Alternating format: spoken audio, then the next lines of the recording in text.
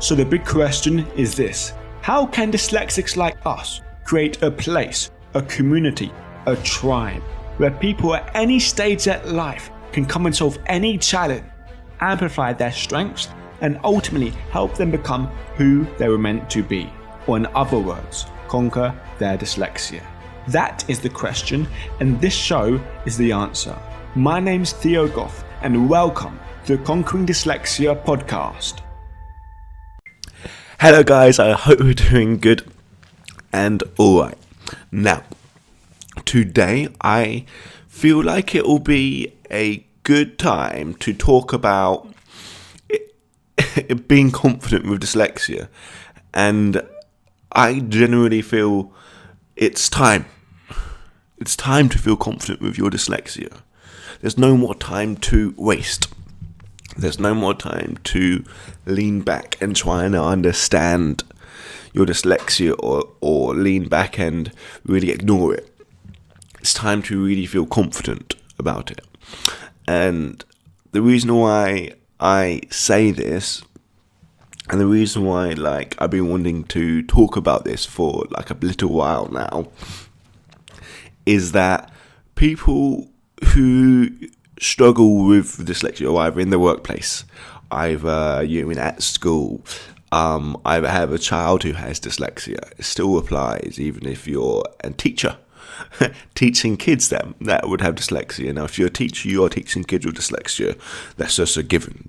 Do you know what I mean? Class of 30 kids, 2, 3, 4 of them would have had dyslexia at least.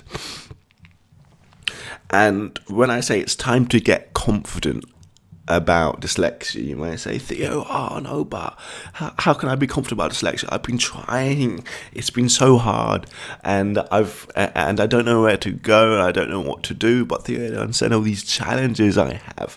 I get so awkward when I do this. I want to feel confident about dyslexia. I want these things, of course.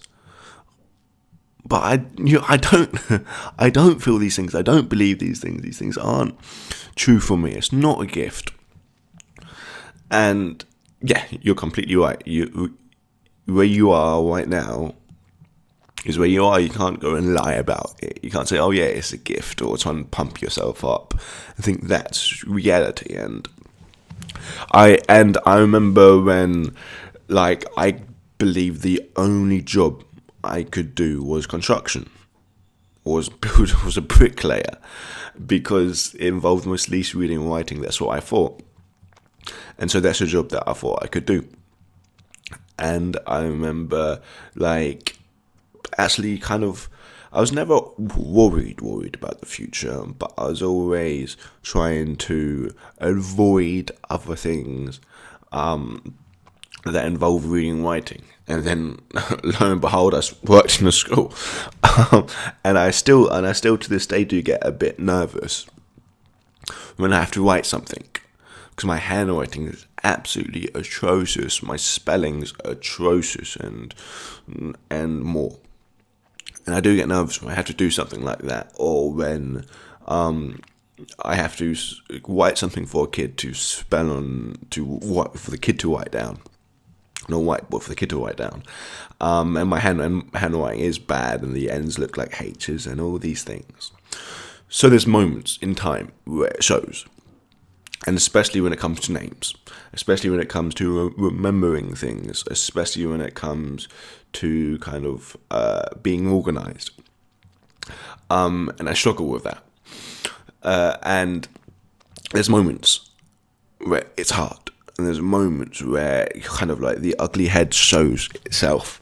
But that's nowhere near the worst thing. Because there's a saying that I learned, and then when I learned it, I thought, oh God, this makes so much sense. And then I tried to apply it in a lot of different things. And it's this: the courageous man the coward dies 1,000 deaths. The courageous man dies but once. And the meaning behind that is the coward, the one that's scared of a lot of things. Now it's a saying that there's quite strong language, but it's the coward who's scared of everything, who's worried about all the things that could go wrong, worried about what people are thinking about them, or about what's the impression, or about, oh no, what's going to happen in the future. And this plays in the mind over and over and over again. And then they're worried that, that something bad will happen. And but the courageous man doesn't worry about the bad thing that will happen. Yes, trying to prevent it if we can, but if it happens, it happens. So what? Move forward. You know what I mean? If it happens, but there's no point worrying about it until it happens. And there's a story I used to listen to loads of Tony Robbins tapes about. I'm chatting to some girl in like the sauna, and she was saying, "Oh yeah, I had I've got cancer." And I don't know if I'm going to die in a couple months or whatever. And your books really, really helped me out because of that saying. Because she was so scared all the time about worrying if this thing were going to kill her. And then she started working on herself, and she realised, what's the point of worrying about it? If I only got maybe 6 months left, maybe a year left, why spend that worrying? Why spend that, terrified of it? Why spend that overthinking it?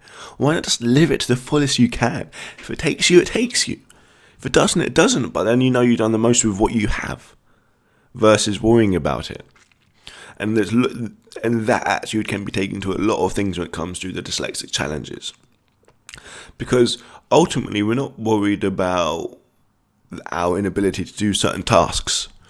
We're worried about what other people think of us.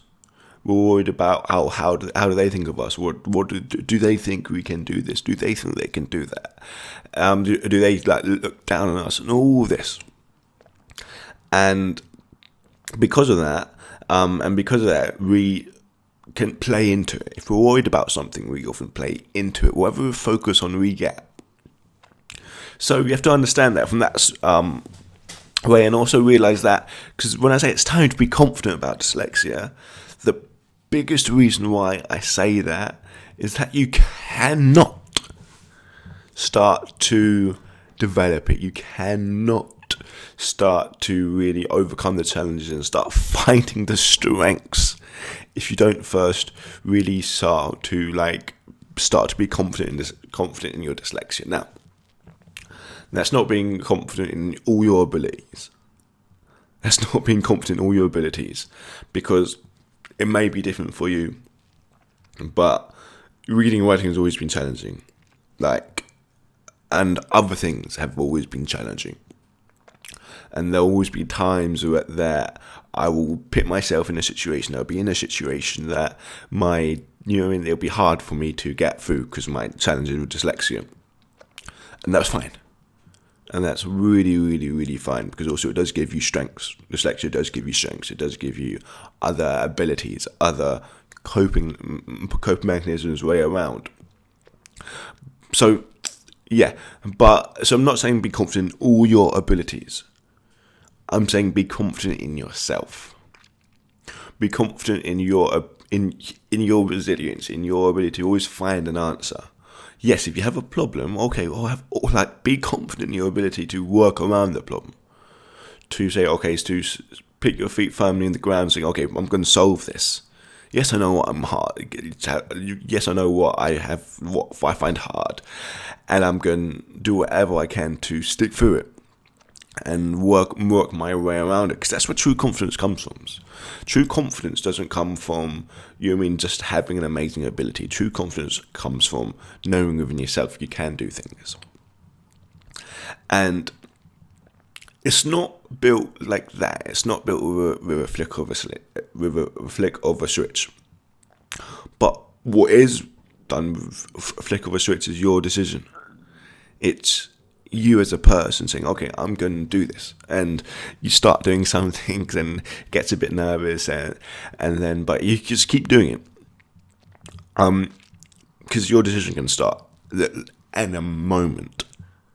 Then over time, when you build a backlog of things that you've kind of done that you thought you can never do, you could speak up in that meeting, you could get that, you could talk about your dyslexia with your boss, talk about dyslexia with a co-worker, with your friends, with your spouse, and really open up about the things you find hard and also the strengths. Also the strengths about it. Now, if you go to your boss and say, I can't do this, I can't do that, I can't do this, I can't do that, I feel like a fraud, I feel like I've been faking it all this time, and and you know all that work I've been done, I've been getting Susan to do it and all this other stuff, and it's not good. Because you say only the negatives without really just explaining the positives or explaining how your mind works. It won't be very good. Because your boss is like, wow, you're just broken. What's best is, like, first you do need to understand dyslexia in a holistic sense. Don't get a very standard, like, what is dyslexia book in an actual, like, big in an actual kind of, I want to say science-based book, but like an actual factual book, because a lot of that stuff is wrong. Because a lot of that stuff really focuses on the negative side of dyslexia. And you go, wait, Theo, what do you mean it's wrong? What do you mean all that? Because what I mean is that if you look at the history of 130 years, dyslexia's been around, or the word dyslexia's been around for thousands and thousands, possibly millions of years. But the word dyslexia always means problem with words, and we always look at the deficits, always look at the negatives, not the positives. And not actually look at it. It's looking, and there's a great saying in the book. I think it's so there's overcoming. So what was really, really good. The Gift of Dyslexia is a good book to kind of, if you're dyslexic, you'll be like, oh my god, this makes so much sense. Another book is a Dyslexic Advantage. That's really, really good. Those two I'd really, really recommend to kind of like understanding their strengths and understanding what a dyslexia is. Get them in audiobooks. That's how I use them. But it says in this Dyslexic Advantage that everyone looks for, if you look for have a telescope and you look for the telescope the wrong way, it's really close. It's really, really close. You mean you see things really, really close up. You mean really, really close up, as in, like, it's really close up. But if you turn it around, you can see everything. I mean, I think I've explained it bad, but it's like looking at one bit of the elephant versus taking a step back and seeing the whole elephant. Because if you look at one little bit of the elephant, you might see, there's a line here, there's a crack here, it's just grey and it's just muck. But if you take a step back, you can see the whole elephant about what it is. And the people only looked at the negative side of dyslexia without looking at dyslexia as a whole. And once you understand a bit about ourselves, that nothing's actually wrong with us, that we are enough, that we can do it, and that we do have like a lot of value, we're not just been faking it the whole time, then we can start to really being confident. So it starts with ourselves. It starts with really getting a good relationship up with dyslexia, and also it starts with a decision that we have to make in ourselves to start, like, committing ourselves, saying, okay, I will find a solution to this. And then once we really, and the solutions, there's so many different ways to solve like dyslexic challenges that we have. And there's so much technology, but once we find a solution, once we use it again and again and again and again and again, and it builds on top of each other, then we start being confident, and then we can start helping others, then we can start really believing in ourselves, and we start pushing for that promotion, then we can start going out there and really, really getting our hands dirty and really sort of like could possibly find the dyslexic strengths and possibly start enjoying this thing called dyslexia. Anyway, guys, I hope we had a good one, and I hope we enjoyed this little conversation. I'm really enjoying doing them.